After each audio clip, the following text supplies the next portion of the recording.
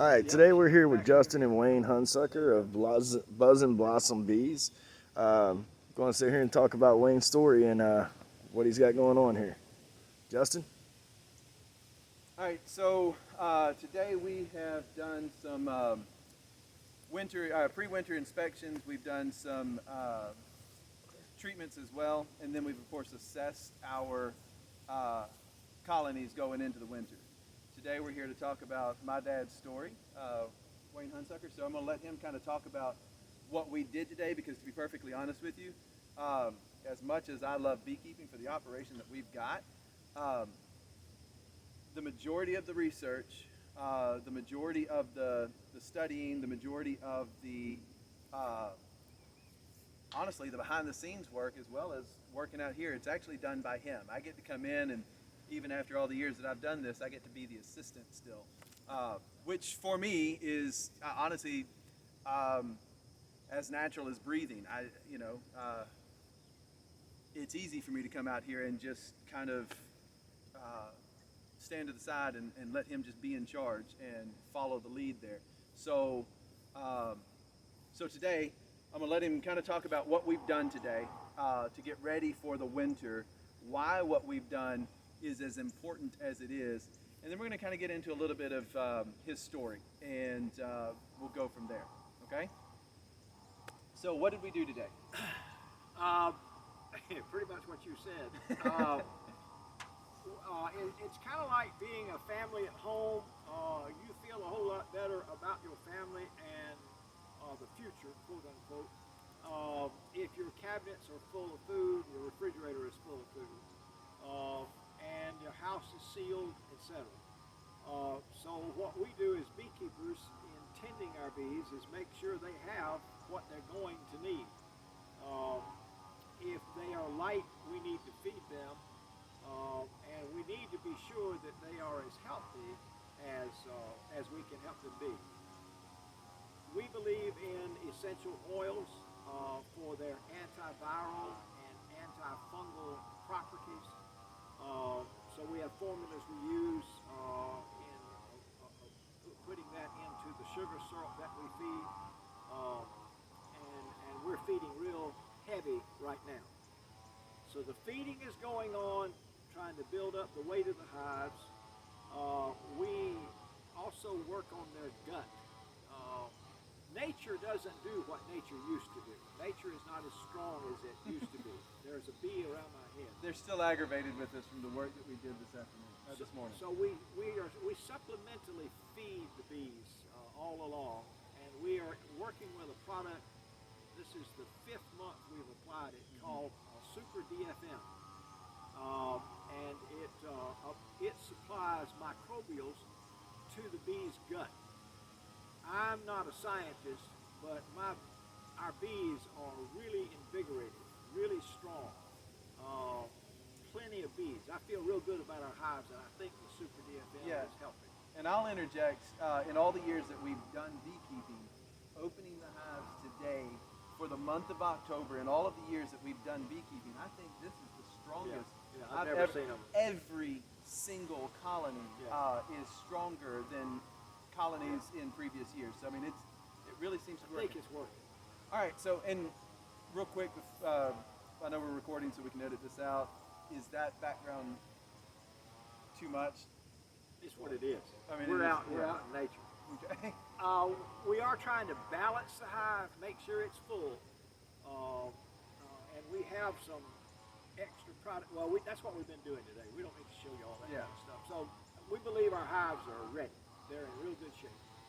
All right. So today, as we go in, one of the things that we do is we check weight, and we've been really impressed with each of the weights that we've gotten into. That weight indicates then that there is a strong store, a heavy store, heavy, maybe not the right word, but that's a good store of honey and pollen, all of the food that they're going to need to get themselves through. The pantry and the through. refrigerator are full. Right. In a previous video, we talked about getting halfway into winter before they actually start to really go after that food. We want to make sure they've got as much in their pantry as they can. Okay, so then here we are today, some 40-ish years into your beekeeping. I honestly don't have a memory that bees were not somehow involved. I can actually remember when we lived in Florida, um, and you know, you're talking 40 years ago. I don't have any concept of size or anything like that, but I can actually remember beehives stacked so high that Dad and John John Stringfield. Stringfield were out there on A-frame ladders, 6-foot A-frame ladders, working the tops of these hives. That's right. Fast forward, what's that? That was the gentleman that got you into beekeeping, wasn't it? No, that's just no. I got him into beekeeping. No, a preacher got me into beekeeping. So that being said, I didn't even go as far back as our, beekeeping in this family went. I mean, I went back as far as I could remember. It goes back even further than that. So tell us a little bit then. I don't know that anybody just wakes up one day and says, I think I'm going to keep bees. So what? I think it's pretty close to that. So your mom and I were members at First Baptist Church, Milton, Florida, and we called a new pastor to the church, a man named Ken Harrison. And the men of the church had a breakfast for him one Sunday morning, and regular old church 8-foot tables. And I got my food and went and sat down at the table. Nobody was sitting there. And directly the pastor comes over with his food and sits down right next to me in the chair next to me. We started talking. And somewhere in the conversation, he said, I've been a beekeeper 32 years. And I jerked my head around. What? Well, tell me about that. And so he started talking. I'd never thought about it. I'd never thought about it. Never So it was a casual conversation at a table in a fellowship hall in a church. at a church. I've been a beekeeper 32 years, and something in my imagination kind of exploded. So the next day, I went to the library in Milton, Florida, and I literally got every book they had that had anything to do with beekeeping. And I went home and started reading. And about 2 weeks after that, I learned that a friend of mine who owned a printing press company in Milton, Florida, had bees. And I called him at his office and said, what are you doing when you get home? And he said, nothing. I said, well, I'm going to be in your driveway, and I want you to show me these bees. And so he took me out to his hive in the backyard and smoked them up. He pulled out a frame of bees, and he told me what was on them, told me what to expect, and handed me the frame. Live bees, 2,000 or 3,000 bees on this frame. And that was 40-something years ago, and I've never been the same. There's something about that, and I'm still to this day, I want every frame I pick up, I want it full of bees. Yeah. I want a lot of bees, and so that's what we're trying to do, is be real good beekeepers. But that's where it started, way back then. Context, I was born in Milton, Florida. Where was I in existence at that time? Had I even been born yet? Yeah, because I think it's 1982 or 1983. I'd have to Okay. stop and So think. even Angela had been born by then. Everybody was born. Okay. Yeah, you guys were young.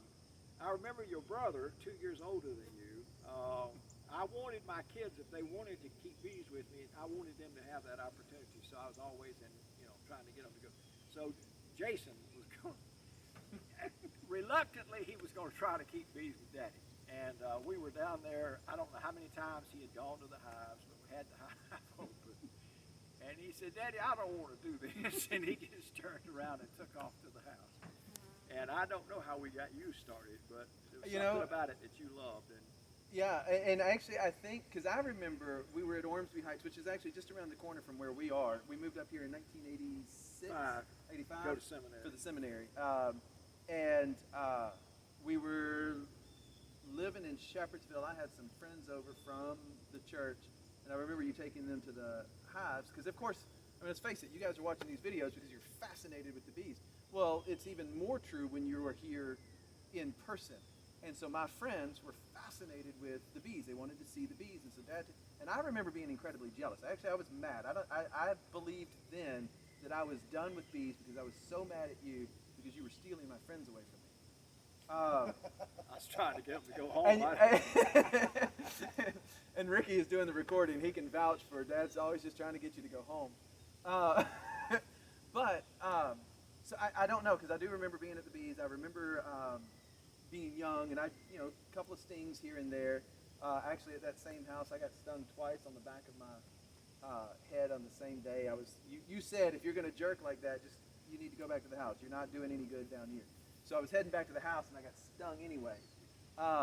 So I really, honestly, in telling this, I have no idea why I'm actually sitting here today, except that you're right. Once you have that, once you've held that first frame of bees, and for me, holding that first frame of bees, holding any frame of bees, literally takes me back to that first frame. You said that you want your frames to be full of bees because that was that original experience. And so, okay, so let's. I don't think it's true for everybody, but if the excuse the pun here, if the bug bites you, Yeah. you can't you really. I've quit. I've walked away.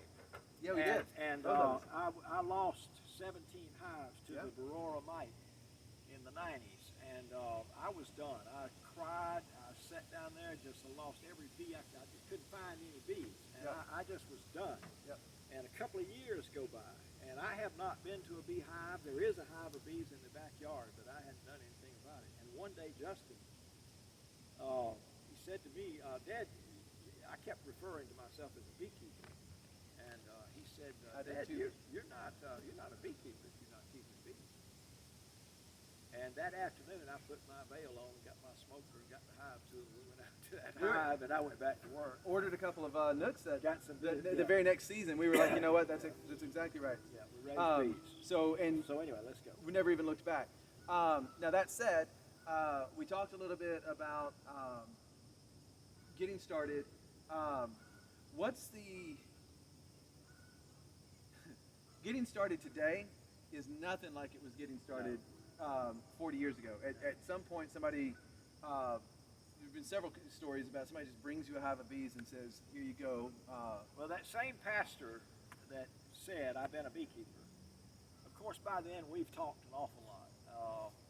But one afternoon, he comes up in his white Datsun pickup truck to our house and called me out, went out to the truck, and he said, I brought you a gift. And there's a hive of bees in the back of his truck.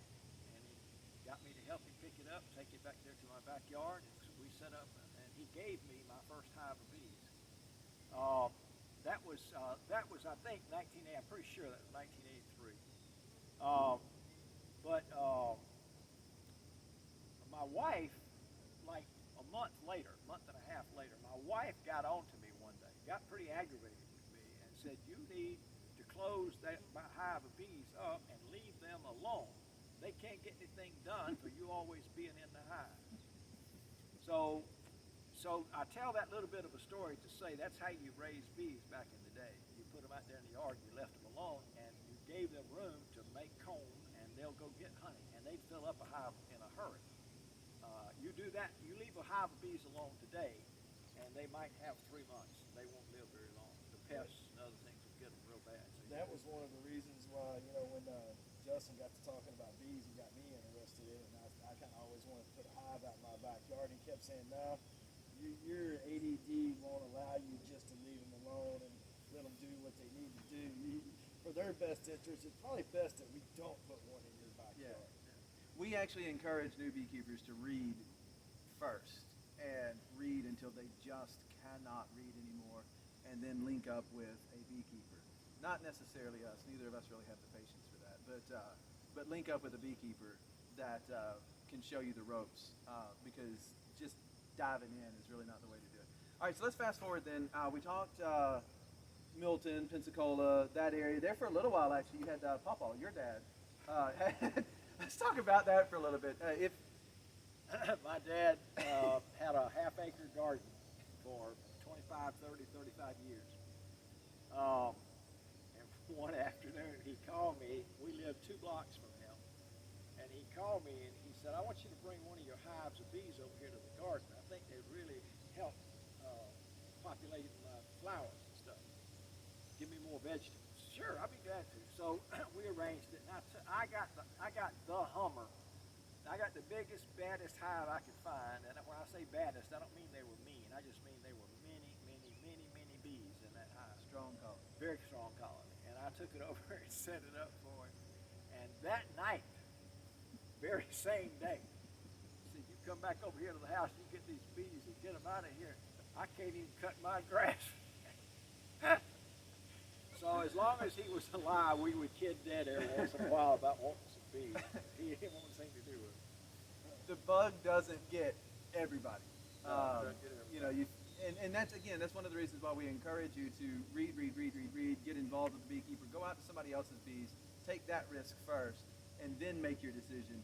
Because overnight you may decide somebody come get these things. Well, in fairness to Dad, all he wanted was the Pollination. Yeah. So it was still very, Can't very cut your fun. grass. You can't get out there on your tractor. He didn't want that. Okay, so we've now kept bees in Pensacola, Florida, Milton area. We lived, In Kentucky. yeah. So you didn't in Alabama. You did not in Gainesville when y'all were down It there. was Milton. Milton started 82, 83. 82. Okay. And so then we fast forward now to 1985. We moved to Louisville, Kentucky. We were on North Birchwood, right across from the seminary, and we had a hive or two in the backyard. Well, we didn't bring any bees up here. I Right. was just going to come up and go to school. And Mom was working full time, and we had you three kids. Not But that I we were was- a handful. I didn't have any bees, and I was in a class, and somebody came to from the office of the seminary, came to the room, and said, "We need Wayne Hunsucker. There's a swarm of bees over at Seminary Village, and nobody knows what to do." And so I got out of class, and I went over, and there was a swarm of bees on a fence. I never will forget a chain link fence. And so we got that swarm of bees and started keeping bees in Louisville. And then, like he said, then we had 2 or 3 hives, etc. Right. We were just messing around at the time. And yeah, so hobby in the backyard, but I can remember a couple of grass cutting experiences that were kind of reminded me of Pawpaw's experience. Actually, that it wasn't very exciting. It wasn't until we moved out to Shepherdsville that I decided that I kind of wanted to get into it. Shepherdsville's where I think about you raising bees. Yeah, and because so out there we had 5-ish acres. It was a 10-acre field, 5 of them were ours, and we had however many colonies at the time, and they were out there in that field, and beekeeping then even is different than today. Let's talk about beekeeping in Shepherdsville, because that's kind of an experience.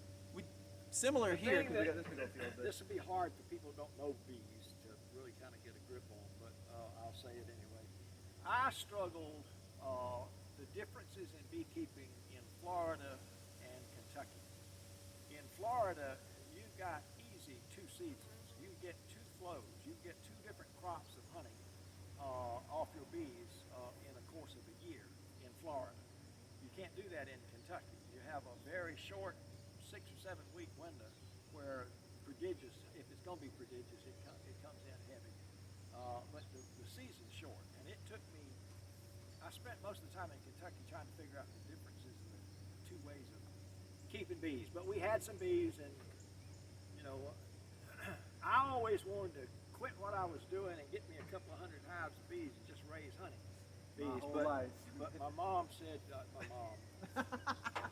Well, she said it too. my wife said, "You have too much education. You've been going to school too many years to do bees." And so I've always fussed. So let me move the story forward. Yeah.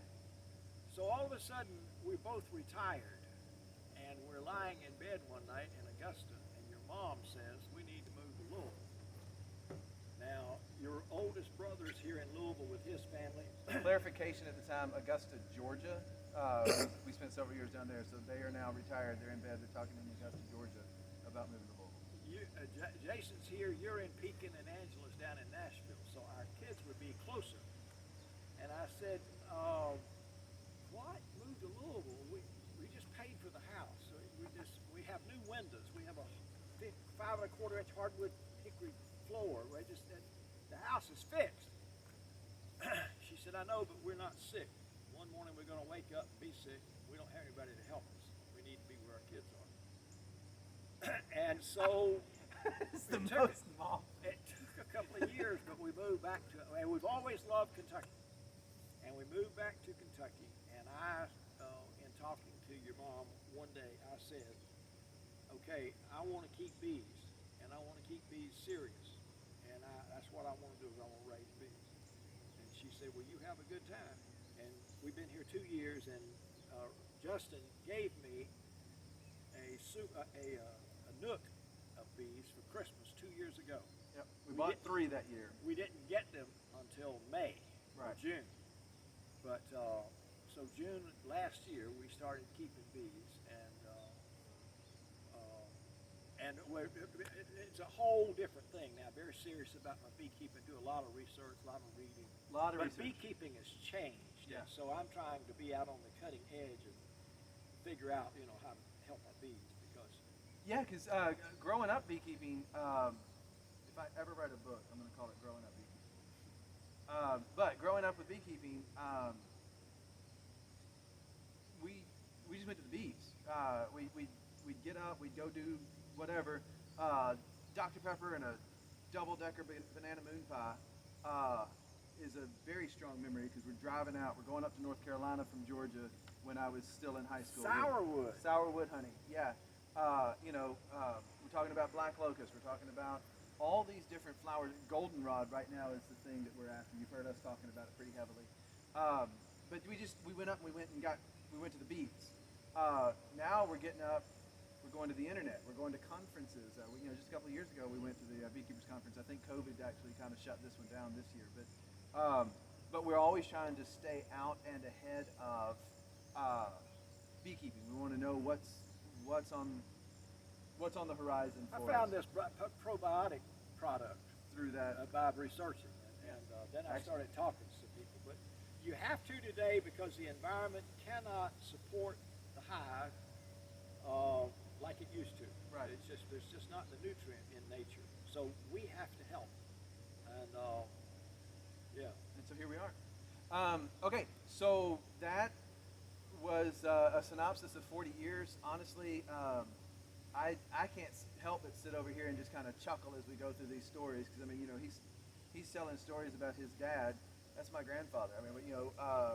Telling stories about my brother deciding he didn't like bees, and for me, who has always kind of lived in the shadow of my brother, it was kind of an encouragement. Well, if he's not going to do it, then I'm going to be the cool one.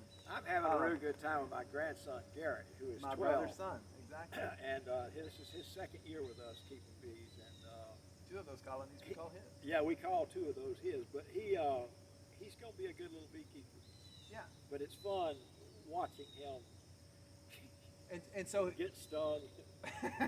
and so for me, it was pre-memory for me, but I was born, and then Dad got into beekeeping. Garrett's actually first generation born into a beekeeping family, even though we're 2 generations into this now. And it's just really kind of exciting. Here we are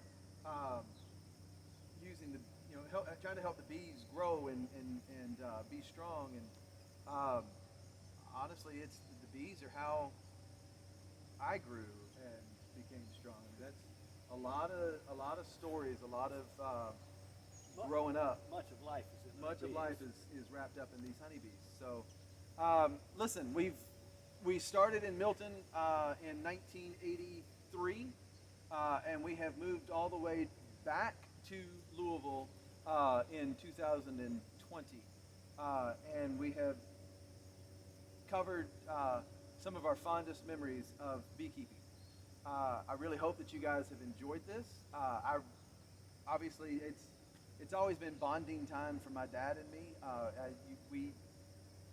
If we didn't have anything else going on for us, we always had the bees. Even in it was 2000. I don't know. It was 2005, 2006, I think, when we lost the bees. I don't know that it was the 90s, but either way, it's irrelevant. When we lost those bees and we weren't beekeepers anymore, we still had memories of beekeeping. We still had bees to talk about, and so it's just never not been a thing for us. And we've just gone through 40 years of beekeeping. Like the video, subscribe to my channel if you haven't already, because of course we're just going to continue to do this. We're going to find more people to talk to about their experiences with bees. I'll sit down one day and talk about my experiences with bees. But that's what we want to do. We want to share these. We want to share the bees with you in a way that isn't going to cost you as much as it has cost us over the years. Subscribe to my page, like it, share it, ask me questions, shoot some ideas my way. If there's something about bees you'd like to know, give me that idea. Let me discuss that with you. If I have to research it myself, honestly, that's just more that I get to learn about bees. Either way, it's a lot of fun shooting this video. Dad hadn't always been the biggest fan of the YouTube thing, but was really excited about being able to sit down and have this conversation, so thank you for that. We're going to go back to beekeeping. Thank you, guys, and then that's it. Sucker was an hour long. Felt like it, yeah, and I mean, but just a 25 few minutes. questions.